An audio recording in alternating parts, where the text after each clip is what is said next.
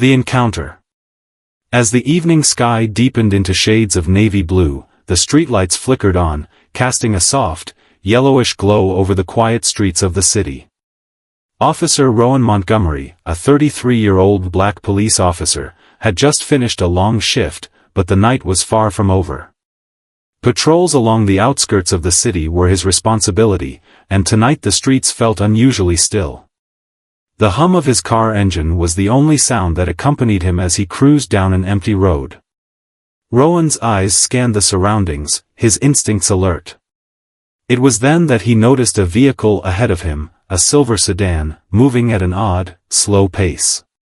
His trained eyes quickly assessed the situation, nothing out of the ordinary at first glance, but something about the car made him uneasy. He flicked the siren on, signaling the driver to pull over.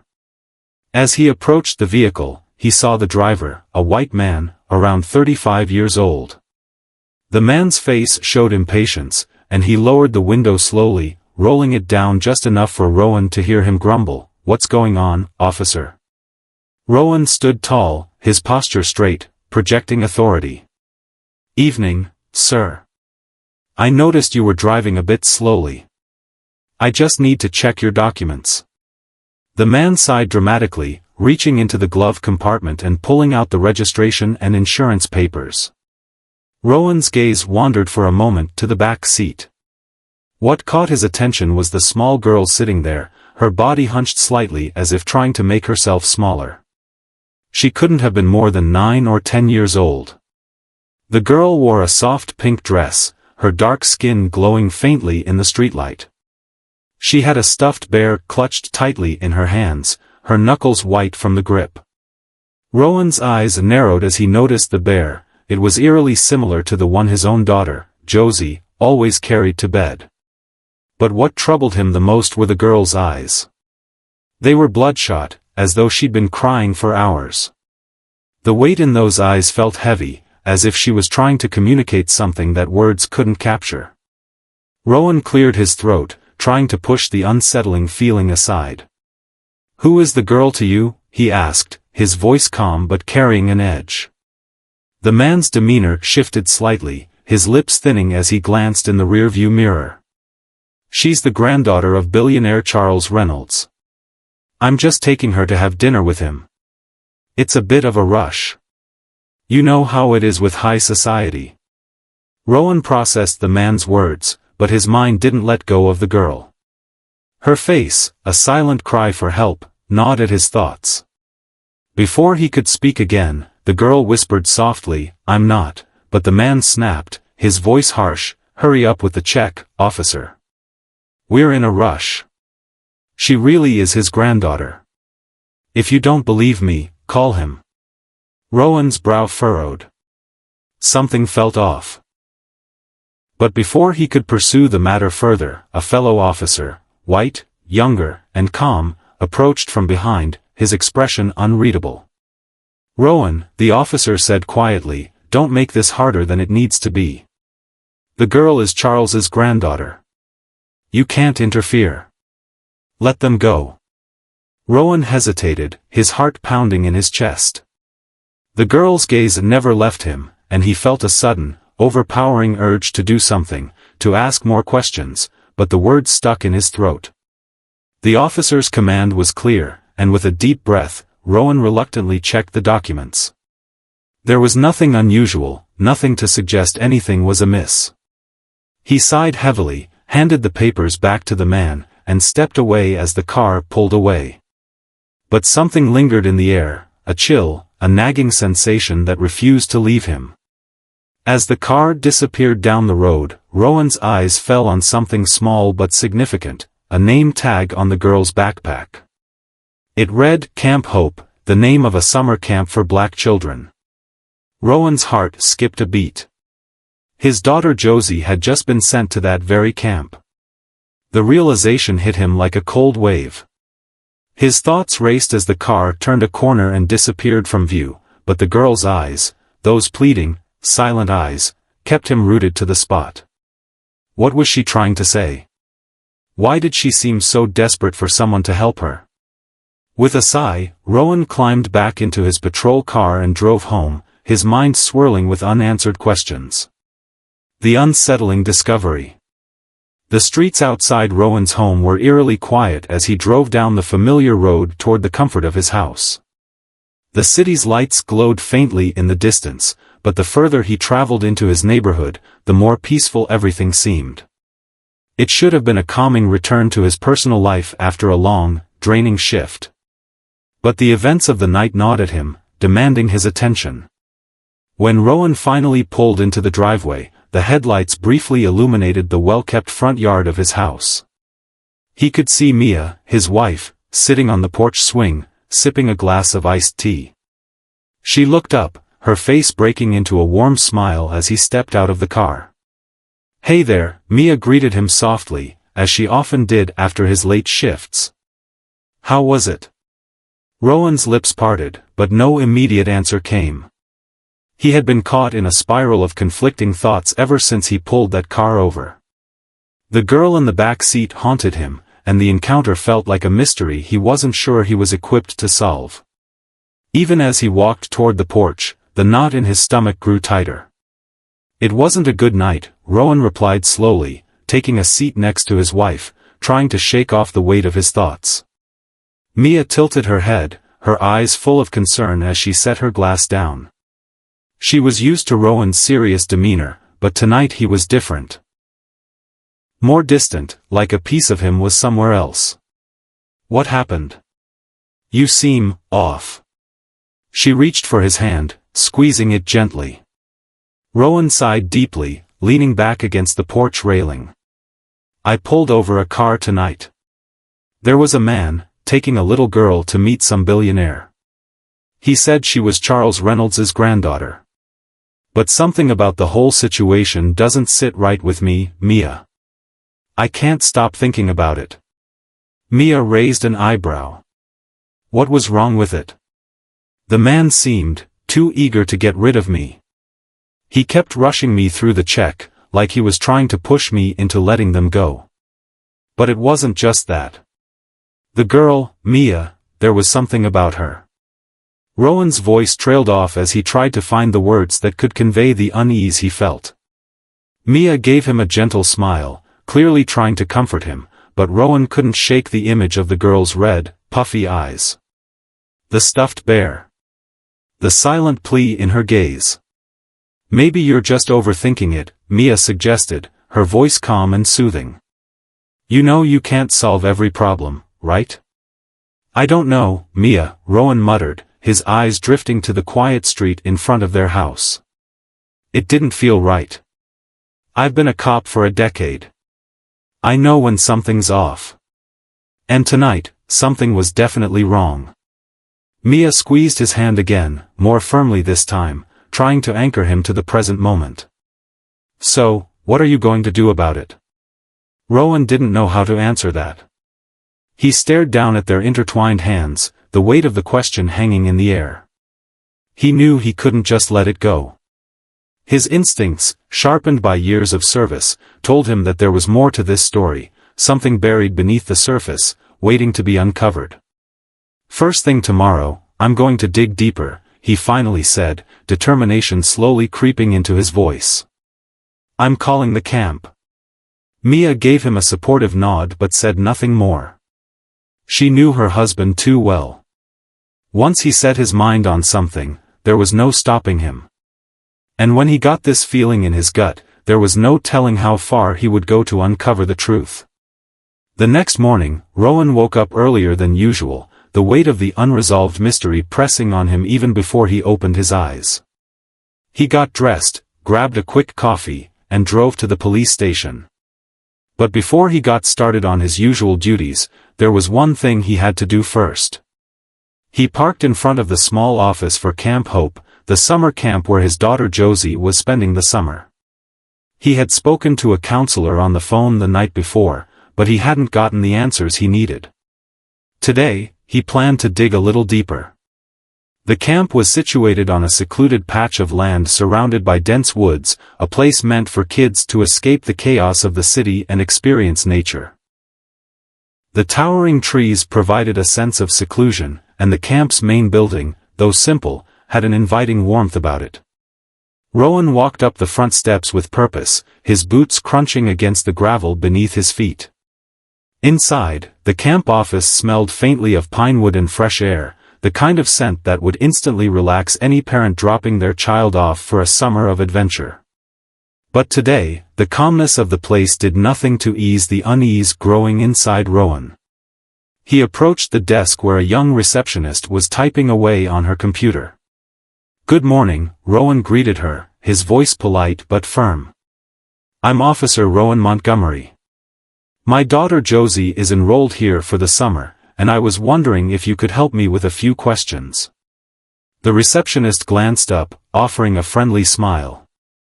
"Of course, Officer Montgomery. How can I help?" "I'm looking for a camper named Taylor Reynolds," Rowan said, his eyes locked onto hers. "Does she attend this camp?"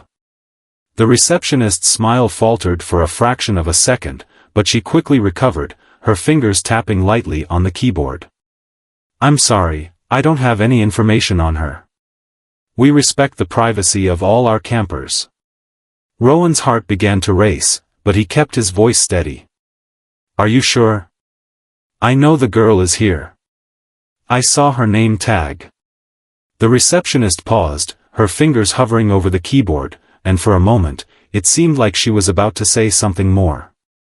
Then, she closed her eyes, taking a breath. "I really can't share that information, sir," she said firmly, though her tone seemed almost apologetic. "If you need any further assistance, you should contact the camp director." Rowan felt the room closing in on him. Something wasn't right. His gut told him he wasn't getting the whole story, and as he turned to leave, he caught the briefest flicker of fear in the receptionist's eyes. She quickly averted her gaze, but not before Rowan saw it, the unmistakable look of someone hiding something. His mind was racing now. He needed answers, and fast. Later that day, after finishing up his shift, Rowan couldn't stop thinking about the conversation he'd had with the receptionist. There was something about her demeanor that had unsettled him. She was hiding something, and the more he thought about it, the more certain he became that there was a connection between the girl in the car and his daughter's summer camp. He decided to call Mia, needing someone to talk to about the growing suspicion that was weighing on him. The phone rang a few times before Mia picked up. "Rowan? What's going on?" she asked, her voice a bit groggy from the afternoon nap she had taken. "I went to the camp today," Rowan said quickly, his voice tight. "I couldn't get any information on the girl, Taylor Reynolds. But I'm telling you, something's off about this whole situation. They're hiding something, Mia." Mia paused for a moment before responding. "I trust you, Rowan. But what do you think we should do now?" Rowan sat down heavily on the couch, running a hand through his hair. "I don't know yet. But I can't let this go. Something's wrong, Mia. I'm going to figure out what's going on. I just need to dig deeper." That night, as Rowan sat in his living room, staring at his phone, a strange sensation overtook him. The walls of the house felt like they were closing in, as if the mystery was demanding his full attention. And deep down, he knew that this wasn't just about a girl and a camp anymore. It was bigger. It was dangerous. The mystery surrounding the girl from the car was tied to something far darker than he had imagined. And Rowan Montgomery wasn't going to rest until he uncovered the truth, the trail of secrets. The sun had barely begun to rise the following morning when Rowan Montgomery found himself once again behind the wheel of his patrol car. This time, the weight of the mystery hanging over him was heavier than it had been the night before. The more he thought about Taylor Reynolds, the more he felt like he was standing on the edge of a cliff, with nothing but an abyss staring back at him. He couldn't let it go. His instincts told him that this wasn't just some random encounter, it was part of something much larger, something he wasn't yet fully prepared to face. After finishing his shift at the station, Rowan didn't go home. Instead, he found himself driving to the outskirts of town, the same area where he had pulled over the silver sedan the night before. His thoughts were consumed by the unsettling feeling that there was a connection he hadn't yet uncovered. The girl's eyes haunted him, the desperation in them undeniable. If she was really Charles Reynolds's granddaughter, why would she seem so terrified? Why had she tried to speak up, only to be cut off? Rowan parked near an old, abandoned warehouse, its windows cracked and dusty. It was an area that had seen better days, once the hub of local industry, now a shadow of its former self. He wasn't entirely sure what he was looking for, but he needed to dig deeper, follow the breadcrumbs wherever they might lead. He took a moment to gather his thoughts, staring at the cracked pavement under his boots. He had to approach this with care. Whoever was behind this, whether it was Reynolds himself or someone more dangerous, wasn't going to let him just walk in and start asking questions. He needed to be smart. He needed to stay under the radar. As Rowan walked toward the back entrance of the warehouse, his mind kept returning to the girl, Taylor. The camp had refused to give him any information, but he knew she had been there. Why was the camp so protective of her identity? Who was hiding her, and why? Suddenly, a faint rustling behind him snapped him out of his thoughts. He spun around, his hand instinctively reaching for his weapon, but he relaxed when he saw a familiar figure. It was Officer Martin, the same one who had been present during his stop with the sedan. "Rowan," Martin said quietly, his voice carrying an almost conspiratorial tone. "I figured you'd come here eventually." Rowan narrowed his eyes, his suspicion growing. "What do you mean? You know something about this?" Martin looked around, as if checking to make sure no one was watching, then gestured for Rowan to follow him. They moved toward a more secluded part of the warehouse, where an old door creaked open to reveal a dusty office. Inside, it was dimly lit, the only source of light coming from a flickering fluorescent bulb overhead. Martin stepped inside and motioned for Rowan to sit. "You're digging into something you don't fully understand, Rowan," Martin said, his voice low and cautious. "I didn't want to get involved, but I can see that you're not going to back down. You need to know the truth." Rowan took a seat, his eyes fixed on Martin. "What's going on? Who's the girl?" Martin hesitated, glancing around one more time before finally speaking. "Her name isn't really Taylor Reynolds. She's not even related to Charles Reynolds. She's a victim, Rowan. A victim of something much bigger than you or I. And I'm not sure you're prepared to know just how deep this goes." Rowan's heart skipped a beat. This wasn't just a simple case of mistaken identity or a rich family drama, it was something much darker. "What do you mean? What is she a victim of?" Martin ran a hand through his hair, frustration and fear evident in his eyes. "There's a group, Rowan. A powerful group. They've been using children like Taylor for years, trafficking them under the guise of charity or privilege. Charles Reynolds isn't just a billionaire, he's one of the key players in this. He's connected to people who have more power than you can imagine. And the camp you've been investigating? It's one of their fronts." Rowan felt the ground shift beneath him. "Wait. You're telling me the camp is involved in this?" Martin nodded grimly. "They use places like Camp Hope to keep the children hidden. It's a safe house of sorts, but not for the reasons you think. It's not about giving kids a chance to be kids, it's about controlling them, making sure they don't escape.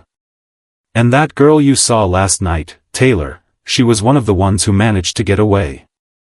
She's been running from them for weeks, and now they're after her again." Rowan's mind raced.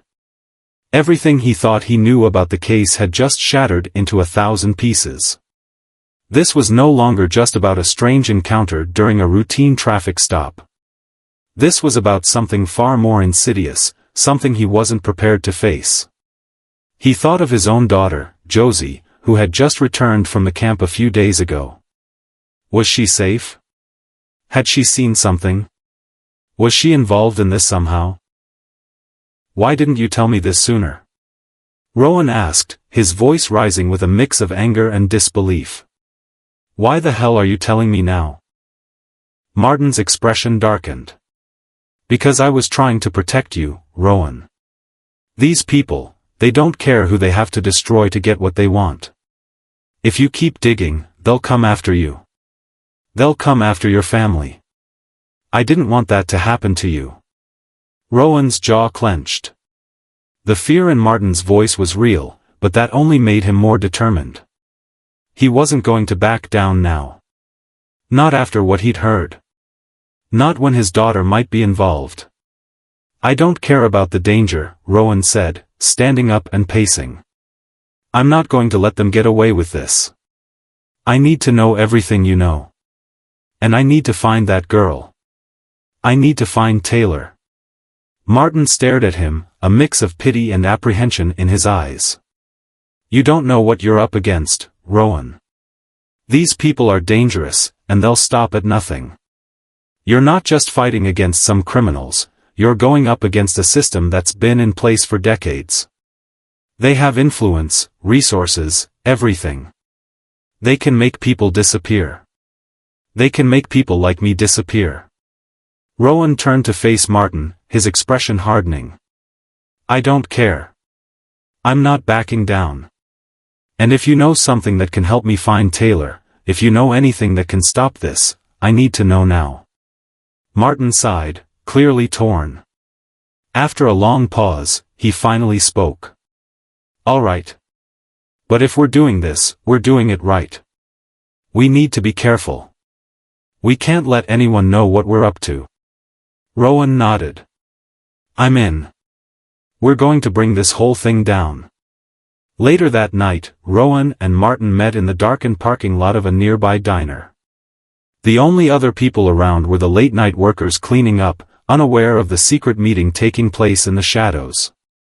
Martin handed Rowan a folder, the weight of it heavy with secrets. This is everything I have. It's not much, but it's a start. Taylor was last seen at a safe house, but it's in a remote location. We're going to have to move quickly if we're going to find her before they do. Rowan opened the folder and scanned the documents inside. They were full of names, dates, and locations, everything pointing to the web of corruption and crime that had been operating just beneath the surface of the city for years. This is just the beginning, Rowan murmured, his eyes scanning the information. We have to expose all of it. Martin's face grew serious. You're not going to stop until you do, are you? No, Rowan said, his voice resolute. Not until I find her. Not until I make them pay. And so, with the weight of the truth now upon him, Rowan set off on a path that would change everything. There would be no turning back. The fight had just begun, the connection. Rowan's breath came in short, sharp bursts as he sat behind the wheel of his car, the engine purring beneath him. The city sprawled before him, lights flickering in the distance, but his thoughts were far from the peaceful night around him. Everything had changed in the last few hours. What began as an odd, unsettling traffic stop had spiraled into something much bigger, something darker. He had uncovered a secret that had been hidden for years, and now the stakes were higher than ever. Taylor Reynolds wasn't who she claimed to be. The girl, who had seemed so fragile and terrified the night Rowan stopped her, was part of something far more sinister. The Camp Hope, had been a front, and the people behind it weren't simply running an underground operation, they were running a well-oiled machine, one that dealt in stolen lives, smuggled children, and unimaginable power. Rowan had learned that Charles Reynolds wasn't just a billionaire businessman, he was an active participant in a dangerous network that trafficked children for a variety of purposes, ranging from exploitation to blackmail. The camp, which had appeared to be a sanctuary for children from less fortunate backgrounds, had instead been a place where vulnerable children were kept under tight control, some even held against their will. As Rowan's hands gripped the steering wheel tighter, a fresh wave of panic and anger washed over him. This wasn't just about a girl who needed help. This was about a vast, complicated web of corruption. And now, it seemed like his own family might be implicated. His daughter, Josie, had been at Camp Hope just days ago. Had she seen anything? Had she been involved, even unknowingly? The thought of his own child becoming a pawn in this game of power and greed made his stomach churn. The idea of going home felt impossible now. He couldn't rest. Not when he had a lead that might point to the heart of this operation. He needed to see Taylor Reynolds again. He needed to understand the full extent of what was happening. Rowan had made a decision. He was going to find the safe house where Taylor had been hiding, the place Martin had mentioned, a secret location that was supposed to be off the grid. If he could reach her, maybe she would be able to tell him everything. Maybe she had answers to questions that no one else seemed willing to ask. As Rowan prepared to leave the city behind, the road stretched out before him like a never-ending path. He drove through the outskirts of town, avoiding well-lit streets, keeping to the shadows. The silence in the car was overwhelming, but the urgency in his chest kept him focused. His phone buzzed on the passenger seat, but he ignored it.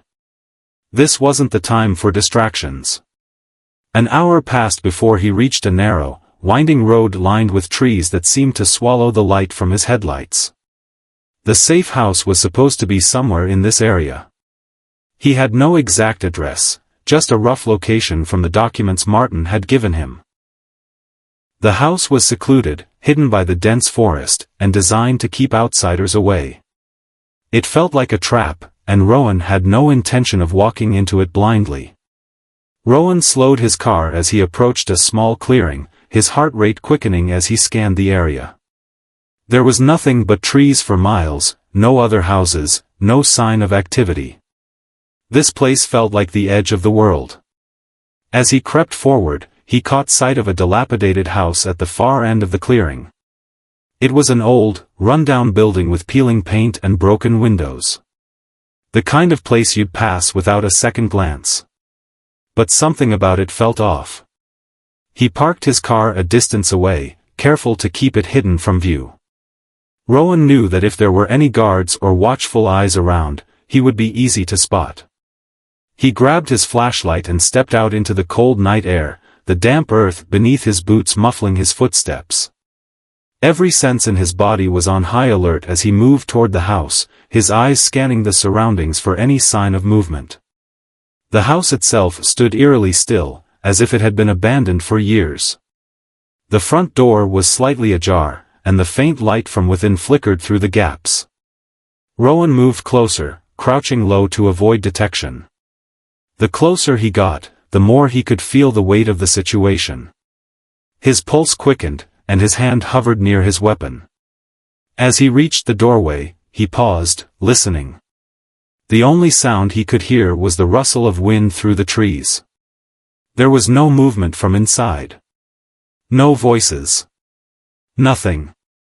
He pushed the door open slowly, the creaking sound cutting through the silence like a knife. The interior was dark, save for the dim light coming from the back of the house. Rowan stepped inside, the smell of damp wood and mildew filling his nostrils. He moved cautiously through the house, his flashlight beam dancing across the walls, revealing old furniture covered in dust and cobwebs. It looked like a place that had been abandoned for years, yet it was clear that someone had been here recently. There were signs of life, footprints in the dust, a plate with remnants of food, a half-finished glass of water on a table. Rowan's breath caught as he turned a corner and saw something that made his blood run cold. In the corner of the room, tucked away behind a heavy curtain, was a small cot. And on that cot, lying still and quiet, was Taylor Reynolds. She was alone. Her small, fragile body was curled up under a threadbare blanket, but her eyes were wide open, staring at the ceiling, unblinking. The moment Rowan's eyes locked onto hers, she froze. The fear in her gaze was palpable. She didn't move, didn't speak, just stared, waiting for something. "Taylor?" Rowan's voice was gentle, his tone coaxing. He took a cautious step toward her, not wanting to startle her. But even as he moved closer, a deep sense of dread settled in his chest. Taylor's lips parted, but no words came out. She seemed paralyzed, as if her body couldn't bring itself to speak or move. Rowan knelt down beside her, careful not to make any sudden movements. He wanted to ask her everything, why she was here, who had brought her, and why she looked so terrified, but something in her eyes told him that she wasn't ready. She couldn't be ready. "I'm not going to hurt you," Rowan said quietly, his voice soft. "But I need to know what happened. Can you tell me who did this? Who brought you here?" Taylor's eyes flickered with something, fear, confusion, but also a faint glimmer of hope. She took a shaky breath, her small hands gripping the blanket tightly. For a moment, it seemed like she might speak, but then she froze again, looking toward the window. Rowan turned his head just in time to hear the faintest rustle outside. His heart skipped a beat. Someone was coming. Without thinking, Rowan grabbed Taylor's hand and pulled her to her feet. "Come on," he urged, his voice low but urgent. "We need to get out of here, now." Taylor stumbled, her legs weak, but she followed his lead as they quickly moved through the house. The sound of footsteps outside was growing louder. Rowan's mind raced. He had to get her out of here, but he had no idea who was waiting just beyond the trees. They reached the front door, but before they could make it outside, the door burst open, and a figure appeared in the doorway. Rowan barely had time to react as the man lunged toward him. In an instant, Rowan grabbed for his weapon, but the man was quicker, knocking it out of his hand with a swift movement. The fight was on. Rowan wasn't prepared for the sheer force of the man's attack, but he fought back with everything he had, using his strength and training to try and overpower the stranger. They struggled, crashing into the walls of the house, knocking over furniture. Taylor stood frozen, wide-eyed, in the corner, unable to move. The man's grip tightened around Rowan's throat, but just as he was starting to lose consciousness, Rowan's training kicked in. With one final surge of strength, he elbowed the man in the stomach and broke free. In the chaos, the man stumbled back, giving Rowan the chance to grab Taylor's hand again. "Run!"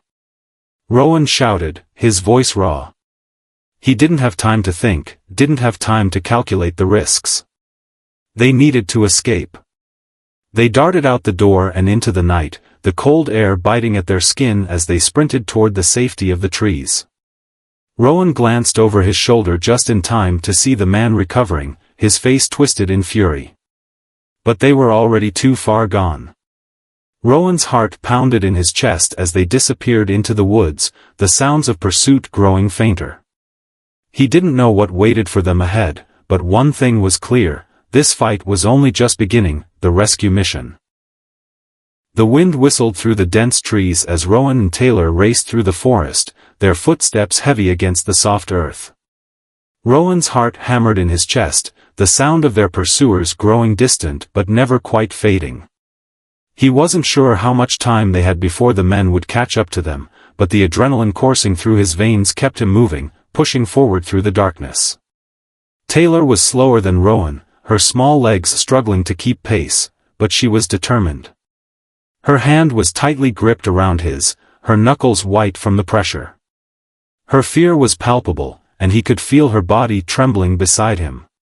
He glanced over at her, his voice a soft whisper in the stillness of the night. "You're safe now. Just keep going. We're almost there." But even as he spoke, Rowan's mind raced. The encounter with the man in the house had shaken him to his core. Whoever was after Taylor, whoever was running this operation, was dangerous. He had barely managed to escape with her, and now they were deep in unfamiliar territory, with no backup and no clear plan. All he had was his training, and his unwavering determination to protect her. After what felt like an eternity, the trees began to thin, and Rowan spotted a break in the foliage ahead. He pulled Taylor toward him, guiding her through the last stretch of woods until they reached the edge of a small creek. The water rushed over the rocks in front of them, its sound muffling any noise from behind. Rowan took a moment to catch his breath, scanning the area for any sign of danger. It was eerily quiet, the kind of silence that made every noise feel amplified. He crouched down by the water, pulling Taylor down beside him. "We can't stop here. We need to keep moving," he said, his voice strained but firm. "Do you know where we are? Can you remember anything about where you've been kept?" Taylor shook her head, her eyes wide with a mix of fear and confusion. I don't know. It's all blurry. I was in the camp, and then they brought me to that house, Anne." Rowan nodded, his expression softening. He knew it wasn't the time to press her for details. Taylor was clearly terrified, and the last thing he wanted was to make her relive the trauma. "It's okay," he said, brushing a strand of hair from her face. "You don't have to talk about it right now. But I need you to trust me, okay? We're going to get you out of this." As Rowan spoke, he heard something, a faint rustle of leaves, followed by the sound of footsteps approaching. His heart skipped a beat. They were close.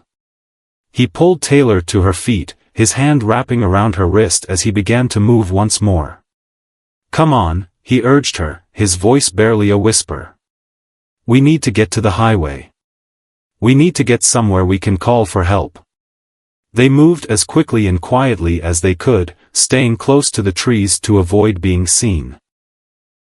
Rowan's mind raced, his thoughts flicking between what he knew and what he needed to do.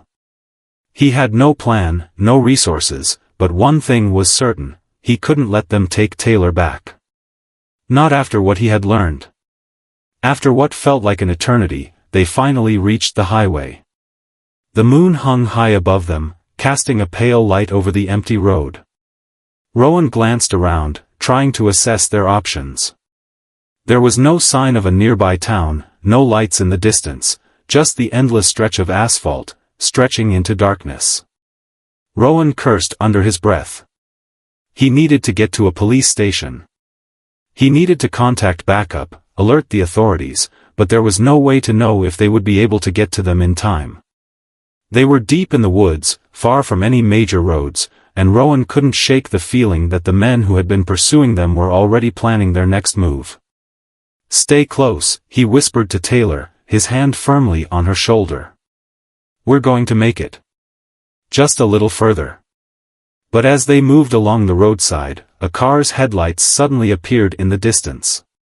Rowan tensed, his body going rigid. It was too late to hide now. They had been spotted. He glanced over at Taylor, her face pale and wide-eyed with fear. The car was getting closer, and there was no way to outrun it on foot. The car slowed as it neared them, its headlights blinding them for a moment before the vehicle pulled to a stop beside the shoulder of the road. Rowan's hand instinctively reached for the gun holstered at his side, but he stopped himself. He had no time for hesitation. He needed to make a decision. Fast. The window of the car rolled down, and Rowan's heart sank as he recognized the driver. It was Officer Martin. "Rowan," Martin's voice was low, but the urgency was clear. "Get in. Now." Rowan's pulse quickened. He had no idea why Martin was here, but the fact that he had appeared at the exact moment they needed help couldn't be a coincidence. Still, Rowan was cautious. There was no telling who Martin was working for, or if this was some kind of trap. But there was no time to think. He could hear the faint sound of footsteps growing closer, the men in pursuit not far behind. Without a word, Rowan pulled Taylor into the car, slamming the door behind them as Martin quickly pulled away from the shoulder. The car sped down the road, the engine roaring to life as they left the highway behind. As the car swerved around the corners, Rowan glanced at Martin, trying to make sense of the situation. "How did you know where to find us?" Martin didn't answer immediately. His hands gripped the steering wheel tightly, his eyes flicking to the rearview mirror, as if making sure they weren't being followed. Finally, he spoke, his voice tight with strain. "I've been watching. I knew something wasn't right, and I couldn't just let you go in alone. You're in deep, Rowan. There's no turning back now." Rowan stared at him, his mind spinning. What does that mean? What's going on, Martin? Who's behind all of this? Martin's expression hardened, his jaw clenched. I'll explain everything, but not here. Not yet. Right now, we need to get you to safety. Rowan looked at Taylor, who was huddled in the corner of the back seat, still shaking with fear. Her eyes were darting around the car, but she hadn't said a word since they got in. Rowan's heart ached for her. Whatever she had been through, it was clear that she wasn't ready to speak about it. He turned back to Martin, his voice low and determined. We need to find out who's responsible for this. We can't just run forever. We need to expose them. Martin nodded grimly, his eyes hard with resolve. I know. But it's bigger than you think. They'll stop at nothing to keep their secrets hidden. You're playing a dangerous game now, Rowan. Rowan's grip on the seat tightened. I'm ready. I'm not going to let them get away with this. Not when it involves innocent kids. Martin gave him a sideways glance, his expression unreadable. Then we'll need more than just a gun and some good intentions. You're going to need all the help you can get. And we're going to have to move fast. Rowan nodded. It was no longer just about a simple rescue. They were in the middle of a war against powerful enemies who had their hands in everything. But Rowan had come this far, and he wasn't about to back down now. He would fight, no matter what it took, for the girl in the back seat, and for everyone who had been victimized by this cruel network. They drove on through the night, the road ahead uncertain, the dangers growing by the minute. But Rowan knew one thing for sure, this was only the beginning.